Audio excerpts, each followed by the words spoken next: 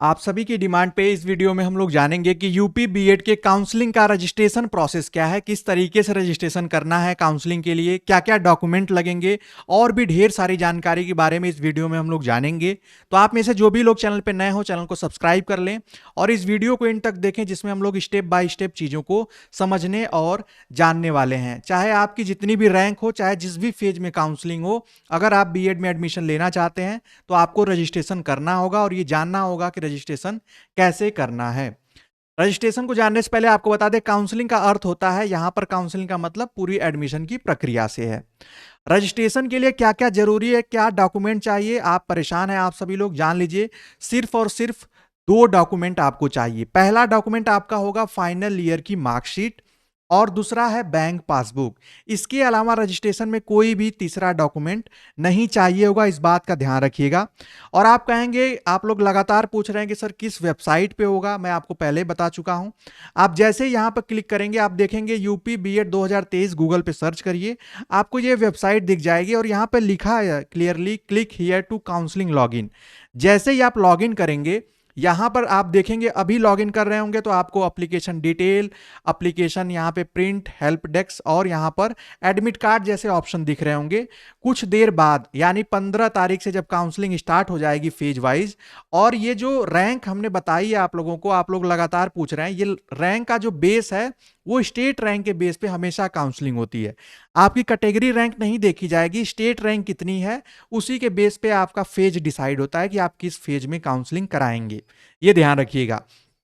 अगर 15 से स्टार्ट होगी तो आपको ये ऑप्शन दिखना शुरू हो जाएगा, एक नया ऑप्शन जुड़ जाएगा काउंसलिंग रजिस्ट्रेशन का। अब उस काउंसलिंग रजिस्ट्रेशन में जैसे ही आप क्लिक करेंगे तब आपको क्या क्या फिल करना होगा, अब उसको समझ लीजिए। इन सभी इंपॉर्टेंट लिंक्स जो भी मैं आपको दिखा रहा हूं, इसका आपको इस वीडियो के डिस्क्रिप्शन में और हमारे टेलीग्राम चैनल पे मिल जाएगा। सबसे पहले आपको अपनी डिटेल फिल करनी होगी। डिटेल फिल करने में सबसे ज्यादा इंपॉर्टेंट है, जो लोग 2023 में ग्रेजुएशन पास आउट हुए हैं तो वो लोग अपनी पूरी डिटेल फिल करेंगे, कितना परसेंटेज आया, ये सारी चीजें मेंशन करेंगे। और बता दें, जो लोग इससे पहले के पास आउट हैं यानी 2022 के हैं, 21 के हैं, तो उनके लिए ये ऑप्शन नहीं आएगा। आप डिटेल फिल करने के बाद आपको अपना डॉक्यूमेंट अपलोड करना होगा। अगर ओरिजिनल मार्कशीट आ गई है तो ठीक है, और अगर ओरिजिनल नहीं है, इंटरनेट की मार्कशीट है, ध्यान रखिएगा, नहीं तो आप लोग परेशान हो जाएंगे। इंटरनेट की मार्कशीट है तो उस इंटरनेट की मार्कशीट पे आप अपने कॉलेज के या जहां पर भी आप अपने इंस्टीट्यूट में पढ़े हैं वहां पर जाइएगा। वहां पर जो भी हेड हो, प्रिंसिपल हो, उनसे आपको सिग्नेचर वहां पे कराना है और एक स्टैंप लगवाना है अपने कॉलेज का। ध्यान रखिएगा, तभी अपलोड करिएगा, अदरवाइज वो हो सकता है मान्य न हो। ये पहला हो गया रजिस्ट्रेशन के समय कि आपका फाइनल ईयर की मार्कशीट उसमें लगानी है। दूसरी बात आती है बैंक पासबुक की। बैंक पासबुक की डिटेल, फिर आपको अकाउंट नंबर, आईएफएससी कोड डालने के बाद आपको बैंक पासबुक का एक फोटो लेकर, आप फोन से सारी प्रक्रिया कर सकते हैं, फोटो लेकर 100 केबी के अंडर की फोटो हो और उसको अपलोड कर देना है। ये बैंक पासबुक कोशिश रखिएगा कि आपके नाम की हो, जिसके नाम पर आप, अगर आप रजिस्ट्रेशन करा रहे हैं तो खुद के सेल्फ का आपका हो। अगर सेल्फ का नहीं हो पाता है तो दो ऑप्शन आपको और मिलते हैं, मम्मी का हो या पापा का, यानी मदर एंड फादर, दो और एक तीन, यानी तीन लोगों में से किसी एक का आपको यहां पे चीजें देनी होगी। एक और बात याद रखिएगा कि जनधन खाता ना हो। इसमें एक खाते में एक प्रकार है जनधन खाता, जनधन खाते में जो है अकाउंट अमाउंट जो है वो कभी कभी रिफंड होने में प्रॉब्लम आती है, इसलिए यहां पर साफ लिखा हुआ है, आप पढ़ेंगे उसके गाइडलाइंस को तो उसमें जनधन खाता नहीं होना चाहिए।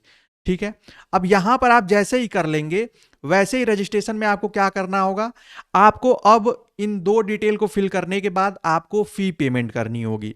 750 रुपए जो है ये काउंसलिंग की फी है और 5,000 रुपए जो लगती है ये कॉलेज की एडवांस फीस है। कॉलेज की जो है ये एडवांस फीस है। इसका मतलब क्या होता है, अगर मान लीजिए आपको कोई कॉलेज मिला जिसकी फीस 8,000 रुपए है, तो आपने 5,000 एडवांस दे दी है, कॉलेज मिलने के बाद सिर्फ 3,000 देना होगा। तो रजिस्ट्रेशन के समय आपको जो टोटल अमाउंट ऑनलाइन पे करना है, ये सारी प्रक्रिया ऑनलाइन होगी, वो 5,750 रुपए पे करने हैं। और अगर कॉलेज आपको नहीं मिलता है तो सिर्फ ये 5,000 वापस किया जाएगा, 750 वापस नहीं होता है। इसके बारे में हम लोग आगे बात करेंगे। अब देख लीजिए, जैसे ही आपको वो ऑप्शन दिखेगा, आपको कुछ, ये पिछले साल का मैं दिखा रहा हूं, 2022 लिखा हुआ है, आप ये मत कहिएगा सर ये कहां है। आ जाएगा आप लोगों के वेबसाइट पे। यहाँ पे आप देख पाएंगे, आप पूरी डिटेल फिल कर देंगे, आपका अकाउंट नंबर, और यहाँ पर आप जो पीडीएफ नहीं, आपको फोटो जेपीजी फॉर्म में उसको अपलोड करना है अपने पासबुक को। उसी तरीके से आपको सक्सेसफुल का ऑप्शन आ जाएगा। यहाँ पर काउंसलिंग फी इस बार 750 रुपये लगेगी, पिछली बार कम लगी थी, और बाकी आपको टोटल अमाउंट आ जाएगा। जैसे ही आप पे कर देंगे, कुछ इस तरीके का इंटरफेस ओपन होकर आ जाएगा। अब आपके बाद जैसे ही रजिस्ट्रेशन हो जाएगा, अब आप उसके बाद जैसे देखिए ये फेज वाइज में जो शेड्यूल दिया है, जैसे ही जैसे 15 सितंबर से लेकर 21 सितंबर तक है, वो फर्स्ट फेज का है। तो जैसे ही आप रजिस्ट्रेशन कर लेंगे, आपको कॉलेज फिल करने के लिए ऑप्शन शो होने लगेगा।